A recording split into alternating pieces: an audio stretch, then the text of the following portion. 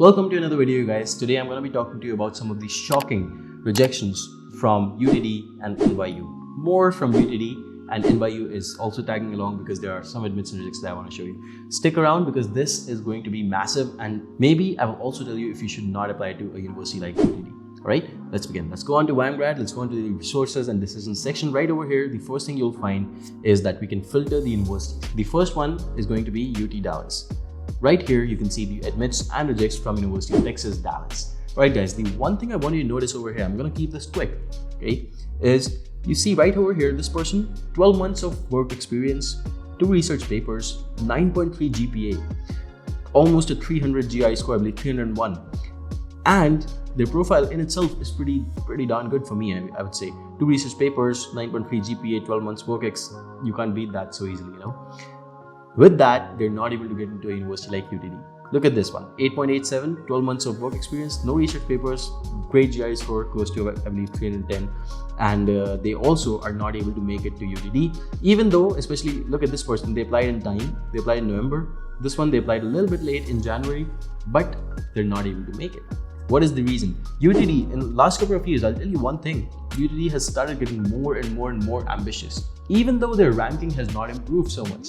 The ranking remains more or less the same. The opportunities remain more or less the same. Yet, what they want is better and better candidates. I personally don't understand it. I think that most of the people that they give admits to, they withdraw. They don't go to this university because let's be very real. Okay, this person, they're gonna get a university better than UT Dallas. 99% sure they're gonna get a better university and they're not gonna go to UTD. Yet UTD chooses to have people who have better and better profiles. You can see in the last couple of years as well, very GPA centric admits have been given out. If your GPA is not good enough, they would not give you the admit. You can see in this data, it's very clear. Sometimes even with 9.4, you're not able to get it. All right, this is an exception. If you're able to get in with 7.1, don't think that it's easy because this was finance. It was not a computing field. If you look at computing fields, you're not going to get anywhere with a 7-pointer on the UTD list at least. So over here, if I were to select computer science and then I were to show you, you can see right over here that a lot of people, even with the 9.4, 8.87 are getting rejected. And only people getting accepted are close to a 9.5. This one is an exception. I do not know how that even happens anymore. 9.0, 8.39 gets rejected. You can see right over here. 8.87 gets rejected right over here. So they're very GPA centric in most cases, 99% of the cases, unless you're talking about exceptions. All right, and now even people with 9.31 are not able to get it. I think it's not worth applying altogether in most cases. In fact, we even used to recommend UT Dallas, but even as a safety school, I would not apply to it at this point. From next year, we would probably start removing this from the shortlist of the candidates who come to us, essentially because this behavior is not acceptable at all. Let's talk about the other one, that is New York University. Right, I'm gonna choose the stream over here. I'm gonna make it everything else. Actually, let's just refresh over here. And let's select NYU right here, okay?